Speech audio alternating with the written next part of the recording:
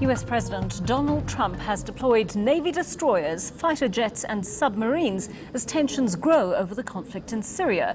Trump's threatened to strike in retaliation for a suspected chemical weapons attack on a civilian population. The US government is holding Syria and Russia responsible, saying all options are on the table. Our Washington correspondent Simon Marks joins us now. Simon, good evening to you, or rather good day to you from where you are. It's roughly midday, we know, in the American capital. What is the White House saying after French President Emmanuel Macron's statement that he has proof the Assad regime was behind that chemical bomb attack in Douma? Well, President Trump and his top aides at the White House have insisted for the last 24 hours at least that they believe the Russians and the Syrians both bear direct responsibility for what they say was a chemical attack on Douma in the east of Syria. But James Mattis, the Defense Secretary, has said within the last half an hour or so here that the United States has not yet made any kind of decision about what reprisals to take against the Syrians and or the Russians as a result of all of that. And what a difference, Joe, 24 hours makes, particularly in the life of Donald Trump's Twitter feed, because we all woke up here in Washington 24 hours ago to see President Trump on Twitter essentially goading the Russians, daring them to make good on their pledge to shoot down any American missiles targeting Syria. He said those missiles were coming, they were nice, new and smart, and he essentially appeared to be daring the Russians to take the United States on.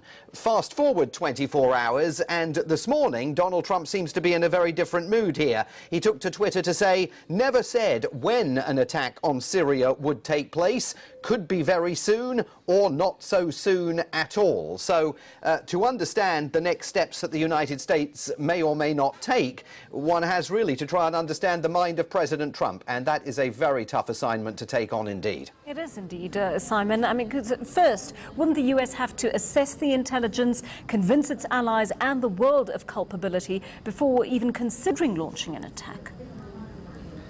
Well, I think certainly assess the intelligence, and James Mattis, the Defense Secretary, said that process is continuing. He can't say exactly what chemical weapons were used in Douma. He just believes they were chemical weapons.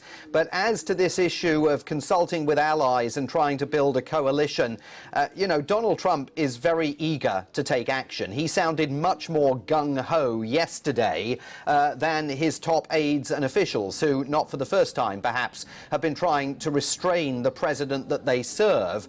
He also wants to take action because he wants to change the national conversation here, which is increasingly focused on the political crisis besetting the White House as that Russia investigation continues to grind away. So whether he will pause long enough to spend very much time building an international coalition, I think that's somewhat dubious. America came to the UK's aid over the Skripal poisoning last month. What kind of pressure would British Prime Minister Theresa May likely be under to reciprocate by joining any possible US military action? Well, look, I think quite a lot by President Trump and quite a lot by people in the UK as well. There's no question that President Trump would like not to do this alone. And certainly there are all sorts of voices out there that are thirsting for tough action. I was in Istanbul, in Turkey, just a little bit earlier this week, and the Turkish government is appalled by what took place in Douma and says that there must be consequences for that. Certainly President Trump, knowing the sort of special relationship that historically has existed with the UK, would like to bring, I think, the UK government along with him. But remember, there's a contrast here with Barack Obama, who drew a red line that he said Syrian President Bashar al-Assad must not cross on the use of chemical weapons.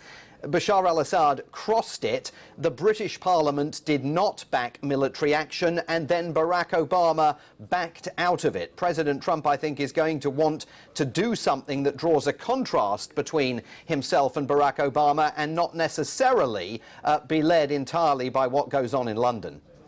Simon, how's Russia coping with the accumulating international pressure over this issue and other controversies like Crimea, Ukraine, MH370 and the Skripal poisoning? Well, I mean, certainly on the issue of chemical weapons use in Syria, in Duma, I mean, they dismiss it. They insist that they have taken samples at the site and have found absolutely no evidence to support the contention, now widely shared by France, the United States and Britain, that chemical weapons were indeed used on the site. The Russian economy has been hammered over the last few days. That's partly as a result of tighter economic sanctions that have been introduced by the Trump administration. Donald Trump himself says that his presidency has been tougher on Russia than any previous US administration. I think historians, looking back at things like the Cuban Missile Crisis or Ronald Reagan insisting that Mikhail Gorbachev should tear down the Berlin Wall, historians may take issue with that claim. But again, this issue in Syria provides Donald Trump with an ability to sort of shift the narrative and say, look, people say I'm not tough on the Russians, but I am determined to be tough on them, particularly over what he has described on Twitter as their support of the gas-killing animal Bashar al-Assad. Thank you for explaining that to us so well. Our Washington correspondent, Simon Marks.